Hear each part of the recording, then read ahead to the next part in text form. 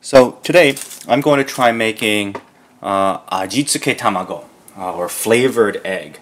This is the type of kind of medium cooked sweet soy and ginger flavored egg that you might often find at a ramen place. It's kind of medium cooked in the middle, so it is solid but a little bit of creaminess in the middle. So there are many recipes for Ajitsuke Tamago that you can find on the internet, and they include the whole process of making it. By far the most critical part is, of course, the boiling part.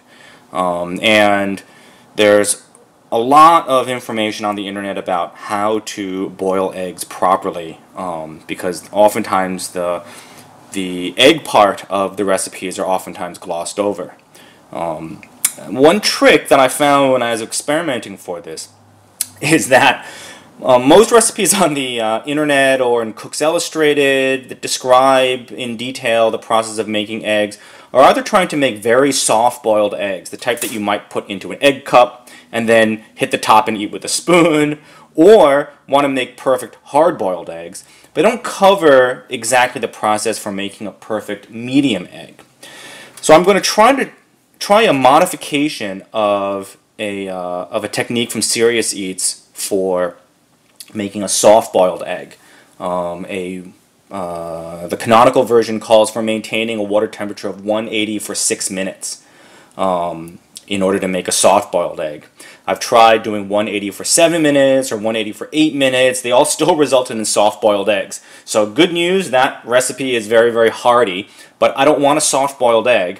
I need something that has a reasonably firm outside because I need to peel it, and then I'm not going to eat it right after peeling it. It needs to marinate.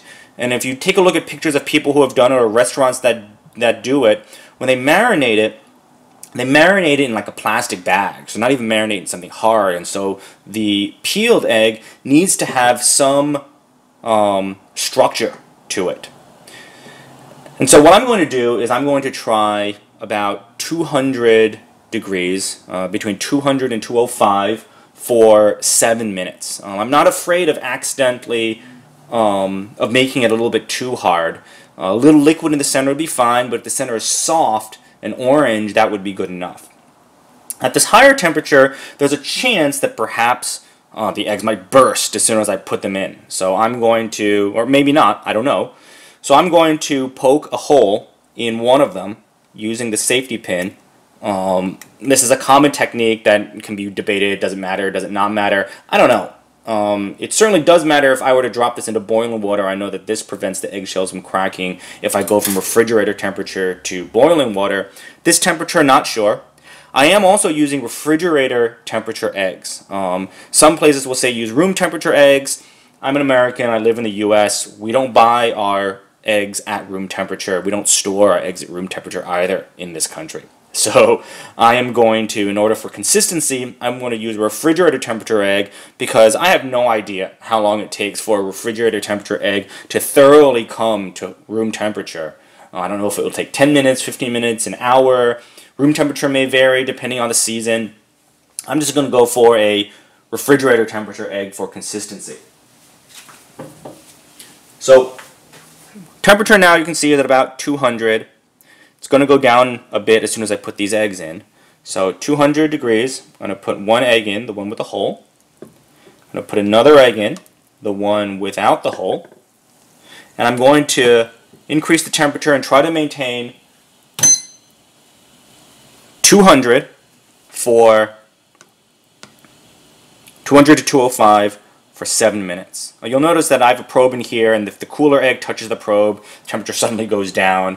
That is a kind of an understatement of temperature. So I'll swirl this water a little bit so the probe gets a good measurement, and try to keep this here at about 200 for the next 7 minutes.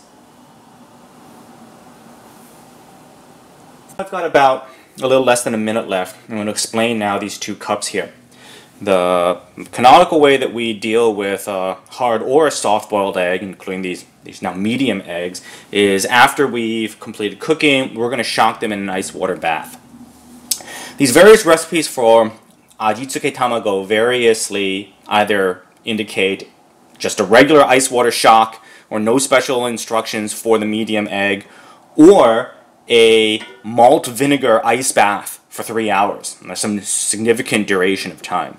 There are people on the internet who do note that the vinegar bath doesn't seem to have any effect in like an hour or so. So I will need to test a full 3-hour bath to see whether it makes any difference. It's said that this vinegar bath variably either causes the shell to become softer and easier to peel. We'll see if that's actually true, or that it might affect the flavor of the egg. Hard to say. So what I've got is I've got vinegar in this blue cup here, and regular water in this red cup here. And then I am going to put water.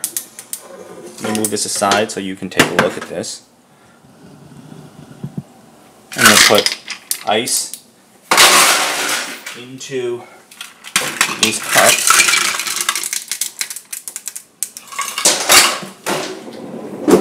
So I'm going to switch this around a bit, make sure it's nice and cold. And so we've got our 2 ice water baths now, and I'm going to have to wait 3 hours, and we will go to peeling. Okay, we're back. The eggs seem to be ready. It's been 3 hours.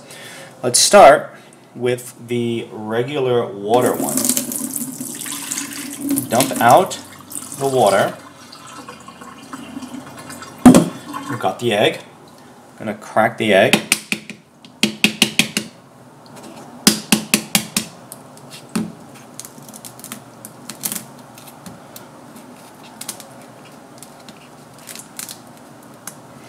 Hopefully here this seems relatively firm, and egg peels fairly easily. The question is going to be, is it too well done or not?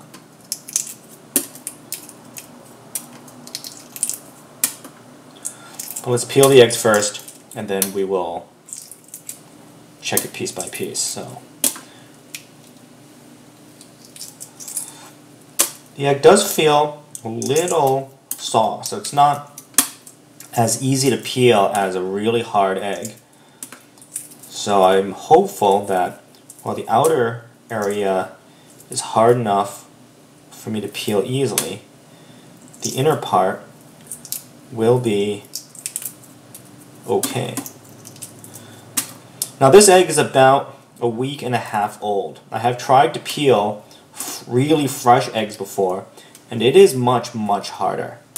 Although we still see here that the egg is still sticking a little bit, the skin is sticking to the flesh. Especially this part here, it's a little bit hard to get it off cleanly. There's a bit of egg coming up along with it at this part. I don't know why it's just this particular area. It seems kind of strange. But no, it's pretty obvious that the rest of the shell on this side came off cleanly. This part here is a challenge.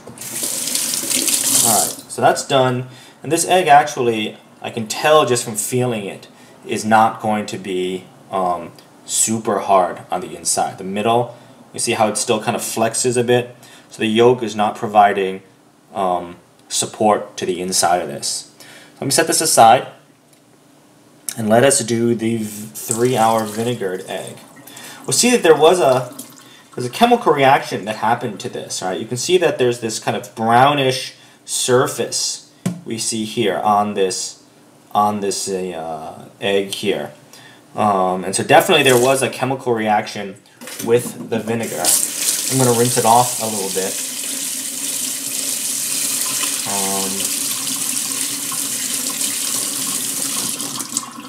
And then I'm going to crack the egg.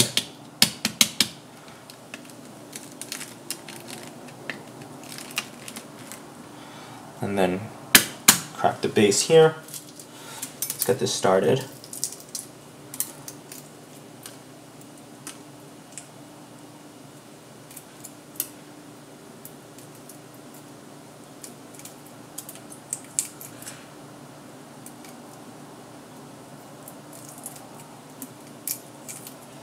The shell still has a bit of stick to the egg. Oh, there we go. Looks like we got a good start now. For whatever reason, compared to the other egg, oh, let's see here.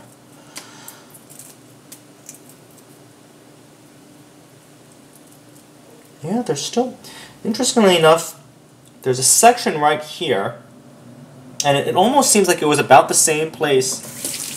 Clean this up a bit, as it was on the other egg. Yeah, kind of at one particular part on the small end, but on this vinegar egg it's the same thing. The shell, unusually enough, is sticking an unusual amount to this part. It might just be my imagination. It might be have been slightly easier, but we see that like the fat end, no problem on both of these eggs, and there's a section here which was hard to peel. And the vinegar egg, just from sniffing it, that's what I was doing, sniffing, it doesn't really smell vinegary. So I'm not sure that the vinegar really did anything. Probably you could cut 3 hours out of this and just shock it in water and it would be fine. Both eggs came out relatively easily with the 200-degree technique. And both eggs had the same odd stickiness in this corner here. So we're going to do the marinade and move to the next step. Okay, now I'm going to prepare the eggs for marination. I'm going to put the eggs into this plastic bag that I've staged inside of a Starbucks cup. I'm going to put some ginger in for a bit of gingery taste. And then I've got a bit of the standard combo soy sauce, mirin, and rice vinegar, water, sugar, sake. There's a couple of different variations on this. You can choose whichever one you have to whichever one suits your taste. Mine only has a little bit of mirin in it and no sugar because I'm not into I prefer it to be less sweet, but of course your taste may vary. I'm going to pour this in. There we go. And then I'm going to bag this up. You'll see that actually even the Ziploc bag is overkill in many cases. If you go look at like some Japanese websites, they just use like the type of plastic bag that you might normally associate with the produce aisle, a really thin produce bag, in order to seal this up. So we're not doing anything fancy here. We're just putting it in a bag because that allows us to get good surface contact.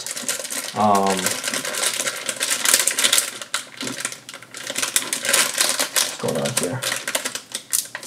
There we go.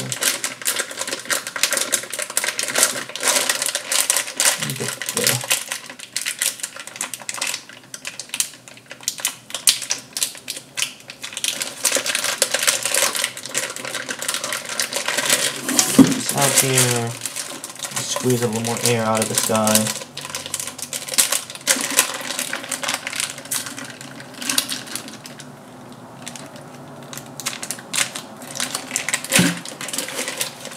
Yay for doing this in the sink. I'm gonna get you'll see that actually the Starbucks cup gave me a bit more than I needed, a bit more sauce than I needed. So I get this nice and set in the corner,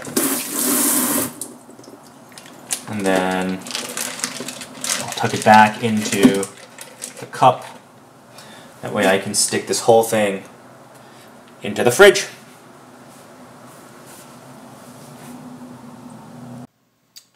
So back to the Ajitsuke egg. I accidentally left these guys in a little longer than I should have. They've been they've been in here overnight, so they might be a bit over salted, but we shall see. We've got the eggs out. They look pretty dark, but not super dark. And I'm going to need to cut these in half and see whether or not they are the right consistency, right? All this time, and I only kind of know from touching it that it's the right consistency. I've tried various ways of cutting this in half. I saw a tip on the internet somewhere about cutting these kind of soft eggs in half using a thread or something. And it turns out that I got this dental floss in Singapore. It's a super thin, strong, PTFE coated dental floss. It turns out to be a little bit too thin and too slippery to actually use for my teeth, but it should be good for this, and we'll see in a moment. Come on. Alright, it's biting in. Come on. Come on, bite. Okay, so maybe this is not the best. There we go. Well, that was actually pretty easy. You just gotta have a firm start.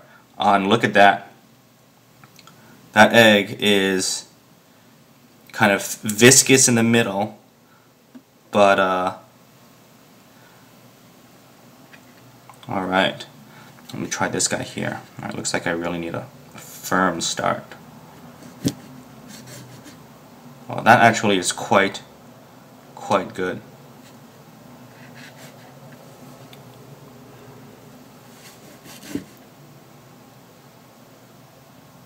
Move this egg. Alright, so we've got the eggs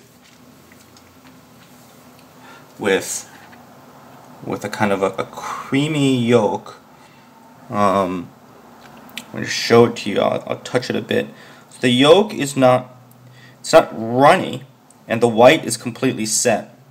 If we kind of poke it, what there's a layer here on the outside from the 200 degree, I think, that is hard yolk, which made it easier to peel. Or sorry, hard white.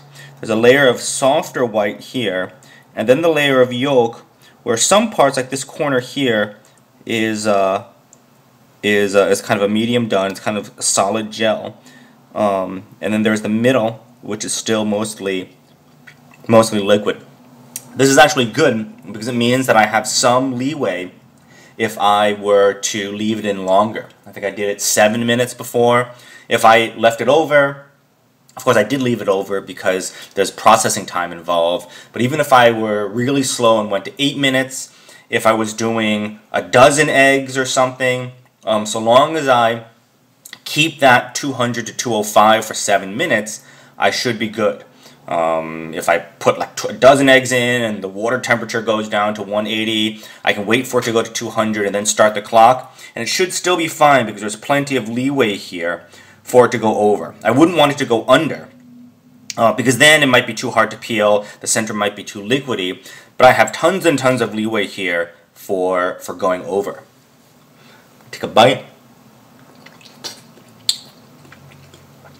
Now, see, when I took a bite, the yolk was still solid enough that it could pull away from the white. And that's good, because in many cases, you might even want something that was a little bit more solid than this. And the key thing is that this will hold up to the marination. It'll hold up for cutting in half and dropping it into a bowl of noodles. And so here we go, Ajitsuke egg.